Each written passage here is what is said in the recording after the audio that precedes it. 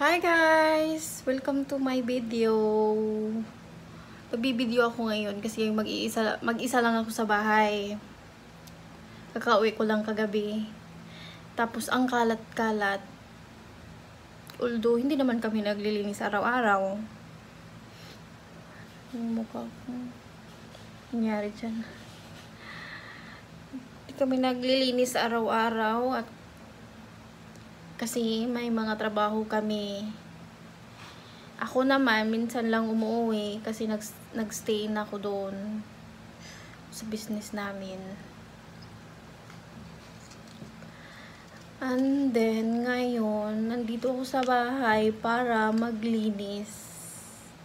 Ipakita ko sa inyo, guys. Ito po, ang kalat. Diba? Ang kalat. At saka wala sana akong ganang maglinis. Kasi nga, lilipat sana kami ng unit. At saka nakabayad na kami nung August ata yun.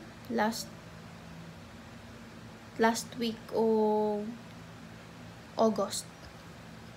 And then, expected namin makalipat kami nasa September or October ang pinakahihintay namin. So, hindi kami masyadong nag-a-arrange sa bahay.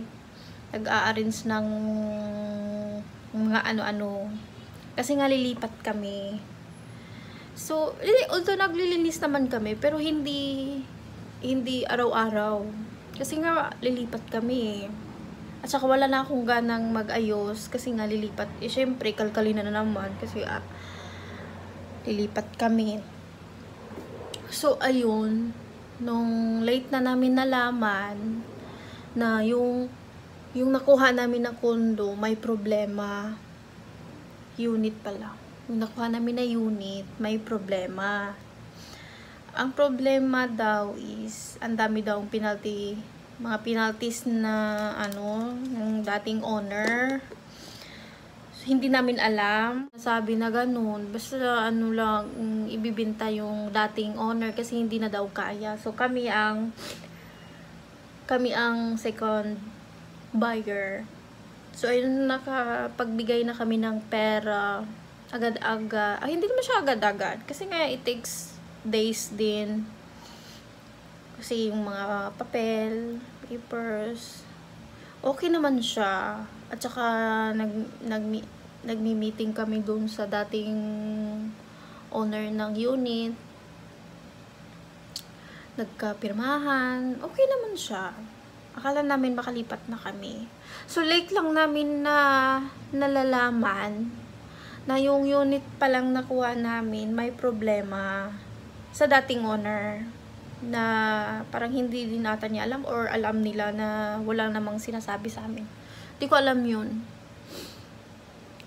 Tas, ayun, syempre, nakaka-sad kasi excited kami mag-asawa lumipat, magkaroon ng sariling bahay. Tas, kaya, hindi kami laging naglilinis dito. Kasi, syempre, wag na masyadong maglinis dito. Yung lang linisin natin, kung yung super dumi na, yun na lang kasi alis din tayo. Yun yung namin na mag-asawa. Kasi nangupahan lang din kami. Hanggang ayun. Ang dami daw, yung problema ng condo daw is, ang laki daw ng penalties na hindi namin alam. Tapos, ayun, syempre, nagagalit si mister. Kaya yun, na kukunin na lang namin yung pera. Kaya lang, na-COVID daw yung dating owner. So, hihintayin pa na yung maging resulta. Kaya stress na kami. Kaya, ayun, maglilinis ako. Iayos, kasi nga, siyempre, hindi matuloy.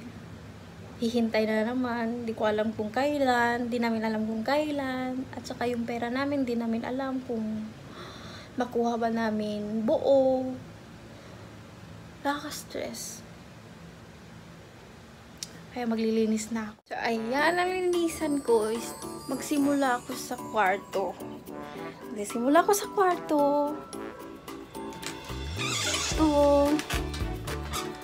Ito. Ibaba ko lahat. Pagkatapos sa kwarto.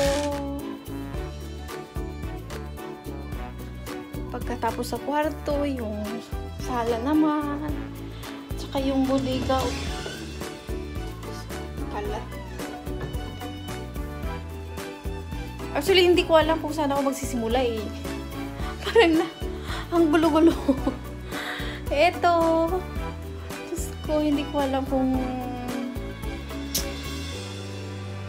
makakaya ba ito isang araw.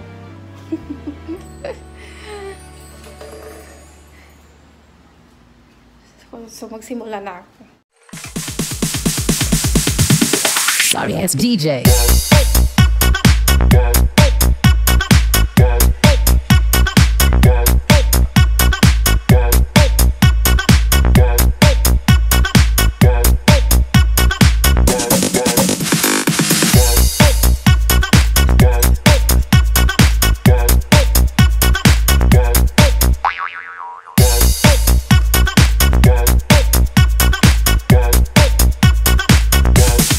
You can get some. Sorry ass DJ.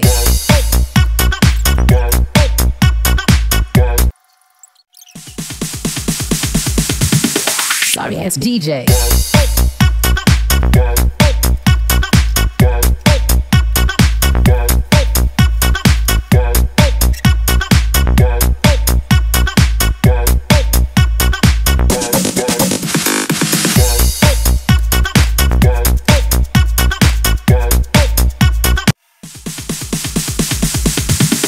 Sorry ass DJ.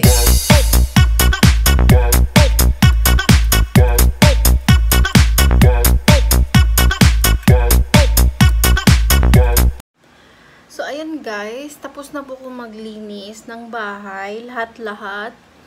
Sobra na akong ewan. So,